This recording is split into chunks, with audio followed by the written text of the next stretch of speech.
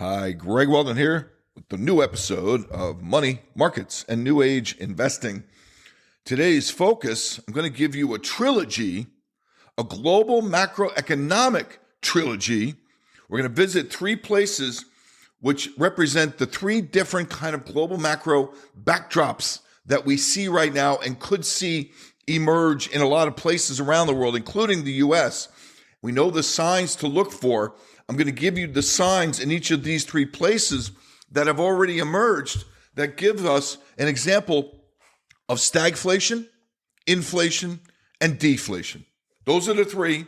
It's one or the other, and we'll see. And, obviously I think stagflation gives us the polarization where we get both more inflation and less growth, which is intensifying that polarization, and each end of the spectrum becomes more volatile. So when we talk about the stagflation scenario, that's going to be where we start here.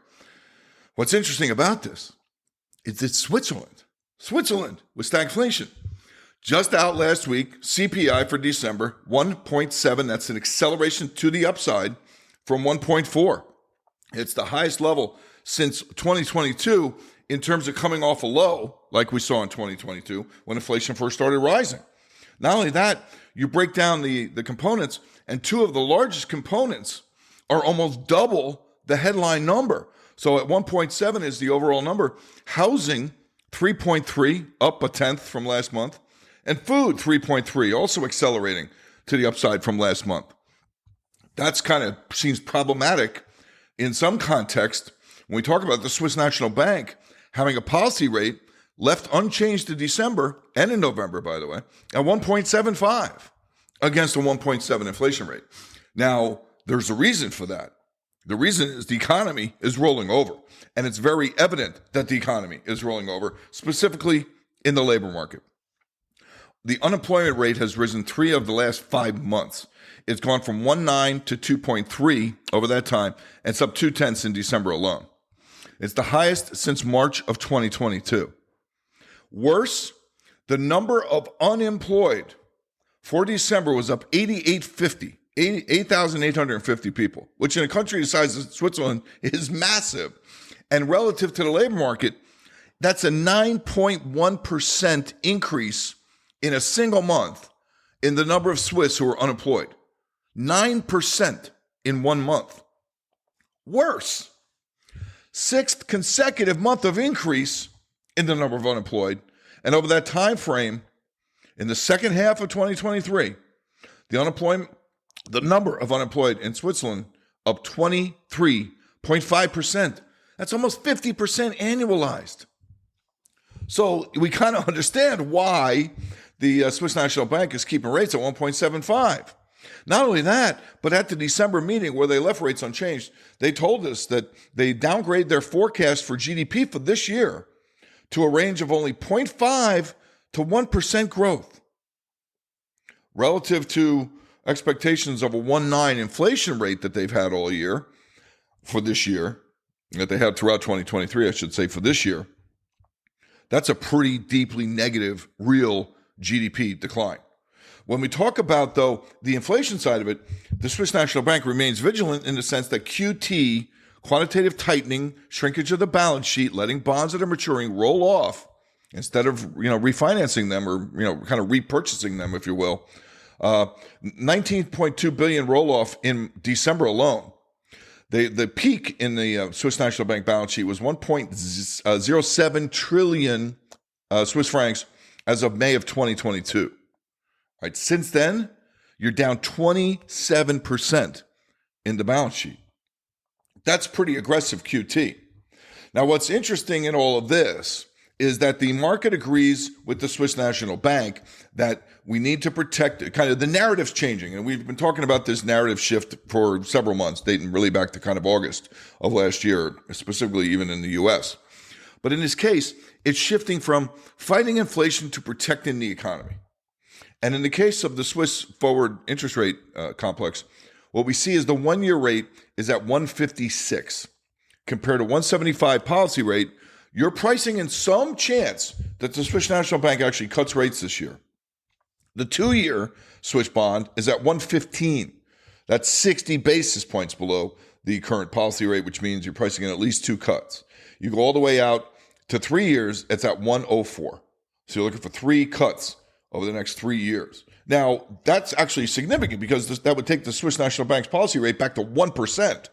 All right, so keep that in mind. Now, what makes all of this even more interesting with Switzerland and makes this a case different than might be the case in the US if we were to see stagflation, or in Europe if they were to see stagflation, is that the Swiss franc is appreciating and right now is among, if not the strongest currencies in the world. All right. It's rallying against the dollar. It's actually at a new all-time high against the Chinese renminbi. But more importantly, against the euro currency, we're nearing 120, 1.20. Why is that important? Well, that's important because that was the ceiling that the Swiss National Bank set that they defended repeatedly in 2015 when the Swiss franc was threatening to take out 1.20 against the euro. Will they sell again? Will they intervene again? I think that's something to look for here and would be very interesting. All right. But what's really even more interesting is to take it to the next level of thought process here, where you note that the one place where the Swiss is appreciating that you might not expect is against gold. All right. The Swiss franc is not lower against gold when almost every other currency in the world is. This means the Swiss franc is the flight to safety vehicle right now, beyond gold, even beyond crypto. All right. And in that context, that capital flow is causing the Swiss market index, the SMI, the stock index, to break out. You have a double bottom that was recently set right at the 50% Fibonacci retracement, the entire rally from the pandemic low. You get above 11,600 in the SMI in Switzerland. You know, you have the 5-year moving average playing in here and so on and so forth. That would be a major breakout and would suggest that the capital flow is enough to drive the stock market. Really interesting, especially when there's no growth. I mean, this is all about finance, not about the economies. So let's go to deflation. Where do we have deflation kind of across the board as the dominant macro theme? It's China. CPI just released also last week. The third straight month of outright year-over-year deflation, 0.3. Right? The only other time you had 3 consecutive months of deflation in CPI in China was the third quarter of 2009 during the crisis. All right. Worse than that is you've had several unchanged months here where inflation was flat year over year. So when you flip the switch to look at the different measures, there's only one of the last 7 months where inflation has risen in China. Even worse, the core rate double the headline rate in terms of the depths of deflation at minus 0.6. What makes that interesting is that every single time we have had this situation of multiple months of deflation in China with the core rate below the headline rate, it's been a global recession shortly thereafter or during a global recession. 4 times. 97, 98, which was really a global emerging market FX and debt crisis. The FX started in Asia, spread to Brazil and Russia where the bonds got whacked, and they defaulted on debt. 2001 during the tech bubble crash, 2008-09 the global financial, and the pandemic in 2020. And now, this is the 5th time in the last 30 years that this has happened in China with this kind of deflation. 4 out of 4 have been recessions and crisis periods. What's not to think that you're not going to make it 5 out of 5? What's interesting here, too, is that exports in China rose for the second month in a row on a year-over-year basis. You might say, well, then you can't call it deflation. Well, I would make a little, nuance on this one, because when we break down China's trade numbers by trading partner, the results are kind of jaw-dropping. They're not surprising, but the degree to which this is happening is shocking, even to me. All right, and I've been watching these numbers, and when we reach this point, and here's what I mean. Exports from China on a year-over-year basis in December to the European Union, down 2%. To the U.S., down 10%. To Japan, down 7.3%. To Brazil, up 20%. To Russia, up 46.9%. So let me repeat that. Exports from China to the EU, down 2%. To the U.S., down 10%. To Russia, up 47%. Do we see the shift? Let's take it further. For all of 2023, I should say, trade with the U.S. with China, down 11.6% versus 2022. Trade with Russia, up 26.3% versus 2022. And then let's take it to the final phase here. Total trade with Russia is up to $240 billion versus trade with the U.S., which has fallen to $664 billion. So you have it now that Russian trade is more than 1/3 as much as is trade with the U.S. If you were to take it all together, they're 25%. And Russian trade with Russia at $240 billion in 2023 is a record high. Of course it is. Now, it gets even more interesting because the next place I'm going to take you is to, not next place, but the next thing is going to be Xi, who just released, I believe this was on Friday. It might have been Thursday of last week, Friday of last week, before the holiday weekend here, is a new cooperation agreement with Saudi Arabia signed by China. Okay. Xi, basically, the core of the deal is energy. And what Xi has told the press, in a press conference about this, again, Thursday or Friday, I forget which, was the first priority is an all-dimensional energy policy, quote unquote, all-dimensional, because they're talking about the kind of the components of this specific trade part of this deal is that China will supply parts for solar energy creation, and Saudi Arabia will then use that and then ship that energy back to China. So there's specifics here too. But in terms of the quote, let me just read what Xi said. An all-dimensional energy cooperation is our first priority. The two sides will work more closely on clean and low-carbon technologies involving hydrogen, energy storage, wind, and other types of power, smart power grids, as well as localized production of new energy equipment, a la their solar deal. We will jointly establish a China GCC forum on peaceful use of nuclear technology and China's nuclear security demonstration center. And then just goes on to say this from Bloomberg, Saudi Arabia has no nuclear power generation right now, but is looking to add 17 gigawatts of capacity by 2040 and looking to bring two reactors online within the next decade. This is part of the uranium story, right? And let's not forget, who refines the most uranium? Russia. Who produces the most uranium? Kazakhstan. Who got into a deal for energy at the Olympics in China? Russia, China, and Kazakhstan. Are we seeing where this is going? I mean, come on, man. Do we not get this? All right. What was interesting, though, and again, we're going Mandel-Bam all over the place, taking it up a notch everywhere today. But when we look at the other dynamic in this deal between Saudi Arabia and Xi, the other priorities, finance and investment, science and aerospace. And here's what she says. We will have new highlights in language and cultural cooperation. Language and cultural cooperation. Has the U.S. ever said that to anybody? No, it's always our way or the highway. Xi is just outplaying the U.S. every step of the way.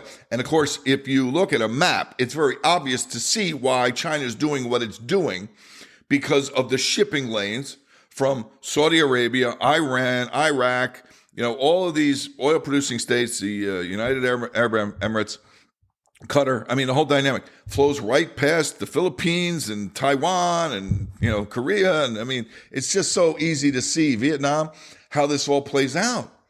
It's domination on that side of the world versus this side of the world is how it kind of comes down to.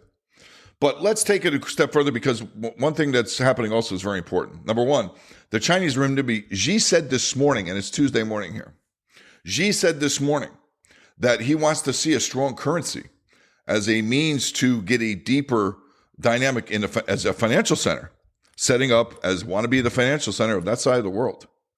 So, and I've told you, and I've told all my clients, and I've been talking about this since 2018. They will play the dollar card at some point in time. And this is interesting that Xi all of a sudden brings the dollar in play. At the same time, he's threatening the Philippines this morning because the Philippines congratulated the new Taiwanese president. I mean, come on, man. They're laying the foundation. They're setting up the reasons, the catalyst. And then they can say, well, see, we told you. We told you, you do this. It's an act of war against us. We're not the ones starting this. It's like a bunch of kids. He started it. No, he started it. What was the catalyst? We're the one that kind of picks and prods the other person into starting it. And then they feel like they're justified. Kind of interesting. Within that same context, note the Shanghai Composite Stock Index is at a 3-year low and is breaking down the industrial sector, 8-year low, infotech all-time low, finance all-time low, materials lowest since 2020. Stock market's cracking there. And that's not that big a deal, really, because she doesn't care. As long as unemployment's not skyrocketing and youth unemployment is under control, that's fine as far as she is concerned. Doesn't really care about the capitalist side of this in terms of, we need to make sure stocks go up all the time because all of our credit will collapse if we don't have continued growth in wealth and collateral. Again, outplaying us every day of the week. All right, so number 3 on our trilogy list today is the inflation point. Where is it actually happening? Where it's kind of coalescing in a real positive, and I use that word lightly when I talk about inflation, but nonetheless, where you have a situation where you could have growth because wages are at the top of the inflation ladder. It's Japan. Would you believe it? Japan, the land of the rising deflation for the last 30 years since 1990 and the Nikkei crash. All right, with a big debt and credit problem at the time. All right, does that not sound familiar? Japan is now like in the zone, man. All right, and we see this in the context of what the Bank of Japan is kind of, been saying to us. In other words, here's comments from their December meeting. Private consumption is increasing steadily. Corporate profits are at high levels. Wages are expected to continue to accelerate. Wages for the year 2023 versus 2022, and this is the minimum wage, like the lowest average, 4.2%, up 4.2%. That's pretty good, even against an inflation rate that's around 2 and change. That's really good. 2% positive real wage growth supports higher prices for everything. I mean, gosh forbid we would think about this about Japan in the 1990s, in the 2000s. We would have never said, come to 2024 and the place is going to be rocking, the place with the positive inflation, the place with the growth, the place with the hottest stock market is going to be Japan. Retail sales posted their 21st consecutive month of year-over-year growth. 12 of the last 13 months of Japanese retail sales year-over-year numbers have been above 5% growth. December was 5.3. Let me say that again. 21 consecutive months of growth in retail sales. And 12 of the last 13 months, the growth was greater than 5% year over year. That is robust to the max, man. All right. And the last time we saw anything like this in Japan was in the 1980s, before the 1990 crash in Japanese Nikkei.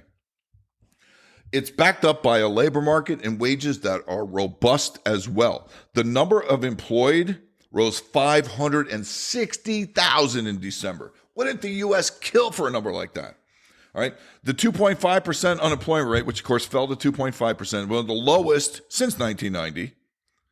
And what makes this really interesting is this has all taken place as the Bank of Japan has restarted printing money. They have restarted the expansion of their balance sheet, which is what hit the end really hard. When you have the situation where you have this kind of inflation that's kind of static, you have a central bank that is supporting the economy by printing money, and you actually have it working in the labor market to the point where it's driving wages to where people are spending like crazy in Japan. I mean, that's huge. So what happens? The Nikkei is breaking out. We got long for our money management clients really well on this because, of course, we see it coming because they dig so deep. My weakness, if you will, is that we tend to be early because I dig so deep into these numbers that I see it kind of before everyone else. Not that I'm smarter than ones, I just work harder. And by digging into the numbers and pulling out all these things and connecting the dots, I can kind of maybe tell what I think is going to happen. And when I start to see it happening, I jump on it. The problem is you need more people to see it happening to make it have an impact in the markets. So I tend to be early. But we were right on time with the Nikkei position. We got long the Japanese stock market. All right. Right now, it's at the highest level since 1990. All right. And the pre-crash high was 39,900. You're currently at 30, we're already above the 2020 high. So right now you're around 34,000. I forgot to look real quick here. Nikkei. Where is the Nikkei? I can't find it on my screen. This is a new screen. Here it is. Yeah, 35,660 right now. What's even more interesting there is the retail sector is the best performing sector in the entire stock market. It's at an all-time high. It's up 39.2% since the 2022 low. I mean, just stellar performance right now in Japan. Within that context as well, too, the fixed income market, this is part of what's driving it, is basically suggesting there's no need for the BOJ to be hiking rates. All right. The 2-year JGB just went back to 0. The 1 year is back to -10, which is the BOJ's policy rate. All right. So you're not expecting any rate hikes. And yet the long end is kind of absorbing that in a way that suggests the inflation will continue to grow because the 40-year, 30-year curve, when you talk that 10-year tranche, after 30 years, you have a difference of 26 basis points in that 10-year frame. That's the high since 2011. So it's interesting to see how this all plays out because what it really does suggest to us, the Nikkei has legs, this will continue, and there really isn't a major threat here outside of geopolitical events in Japan. And that's really amazing because I don't know the last time I said that, if ever. So let's take this to the U.S. And what is the strategy here for people in the U.S., right? Well, the problem in the U.S. is you keep talking about how strong the labor market is, and you champion a 200 and something raise in increase in non-farm payrolls in December, reported in the first week of January. And yet that number was horrible. And you have the Bureau of Labor Statistics, you have the Labor Department, you have Biden's guy coming out and saying, see how great Biden is because we have such a strong labor market. No, you don't. That's an outright fabrication. And I can pick out, I've done this long enough. I know if you want to fudge the numbers, I know the places where you can do that because you can't do it with everything. I know what the numbers mean. I know how they're constructed because that's how we tell what it means. And in this case, it did not mean a strong labor market. In fact, it meant the exact opposite. When you look at the household survey, which is bigger than the survey when the non-farm payroll numbers are completed, all right, when the number of employed in the U.S. in December fell by 683,000. Let that sink in for a second. The number of employed in the U.S. in December fell by 683,000. The number of people that dropped out of the labor force, 845,000. Wow. The participation rate fell, of course, and you have the U6 rate now above 7. I mean, it was 6.5 in December. It's 7.1 December of 2022. December of 2023, it's 7.1. It's up 0.6 over the course of 2023. That's not a robust, healthy labor market. The number of people working part-time for economic reasons rose 217,000 in December. That covered the entire non-farm payroll gain. So what you could say, these numbers are not the same, but what you could say is the entire rise that everyone's calling so strong, particularly the U.S. administration, in employment in December was part-time jobs. More than that, the bulk of those jobs were self-employed. That sounds more desperation to me than anything. But you want to talk desperation? Here's the stat that you can use as a party conversation starter. All right.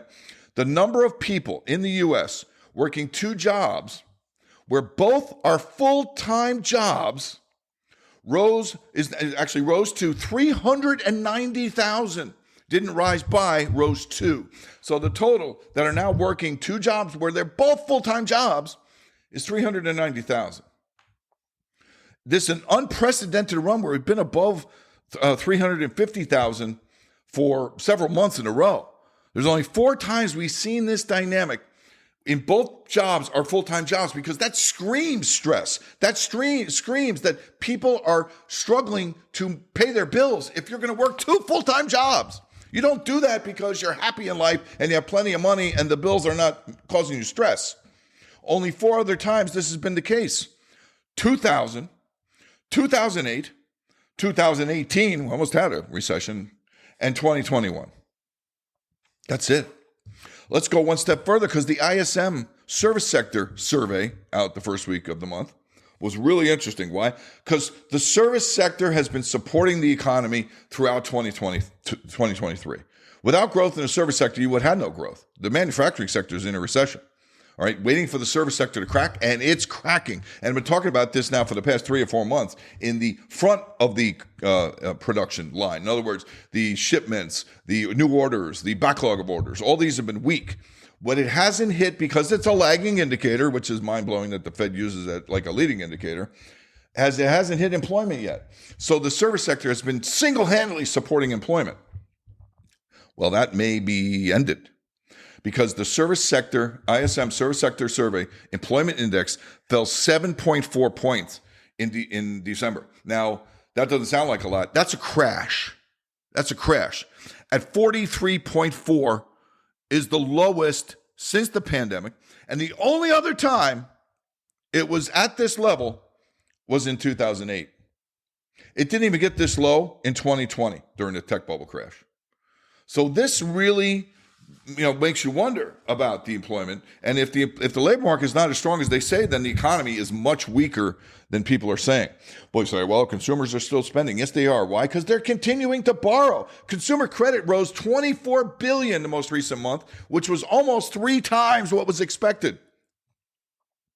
I mean, it seems unprecedented, and it seems unsustainable to me. All right. When you see the bank balance sheet, commercial bank balance sheets, the Fed publishes numbers on this every week.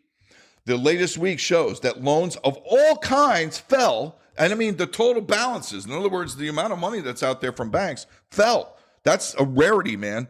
And it's fallen now a couple of weeks out of a couple of weeks. But what's really interesting here is that everything fell except one category: credit card loans. Now, when you take the entirety of it, all the loans, commercial real estate, residential real estate, consumers, everything, businesses, it's all in these numbers. The 52-week rolling change, in other words, the ongoing, year-over-year change, so to speak, on a weekly basis, is $277 billion. And that seems like, holy mackerel, $250 billion. That's huge. We had the huge 2023 in terms of loan growth, didn't we? Well, not by the end of 2023, we didn't, because that's the lowest non-pandemic number since 2014. Relative to the numbers for the last 25 years, it's a recession-like number. It's subpar at best. So all the dynamics I've been talking about in terms of commercial real estate and banks are in play here. And I don't know if you saw 60 Minutes last night. It's not something I normally watch, but I heard it was going to be something about commercial real estate in New York, and I wanted to watch it. And holy mackerel. I mean, again, office space, vacancy is really a problem. And the amount of defaults already on New York City office space and buildings is mind-blowing. And banks are going to get hit. Is why I don't like the financial sector. What do I like? I continue now to have shifted to kind of more defensive.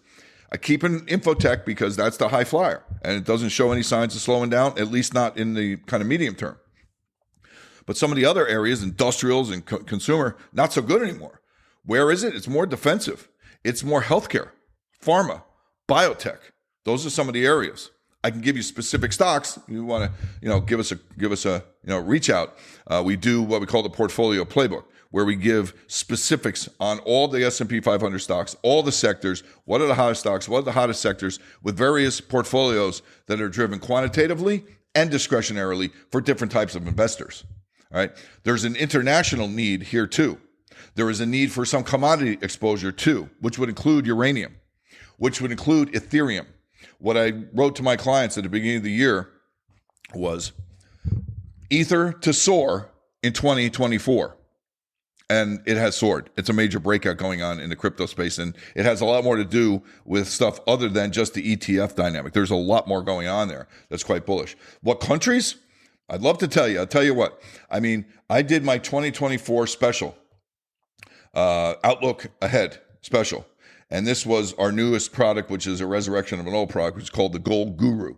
So we're talking about the precious metals, crypto, all the metals, uranium, and crypto in this new version of the old newsletter we used to do. All right. You can get my 2024 Outlook special. It's like 100 pages, and don't let that bother you because it's all charts and it's all easy to read, easy to digest, and it's stuff I think you really want to know. All right. So if you want to get a free copy of that, shoot me an email, sales at weldononline.com, WELDON online.com. Or follow me on Twitter at Weldon Live or at money_podcast. And email me to get the 2024 special. Or if you want to get a trial of our portfolio playbook and actually see exactly what our breakdown is and what sectors we're holding and what specific stocks, which country ETFs we want to hold, and which commodity ETFs we want to hold, shoot me an email. Sales at weldononline.com. Thanks for listening. See you next time.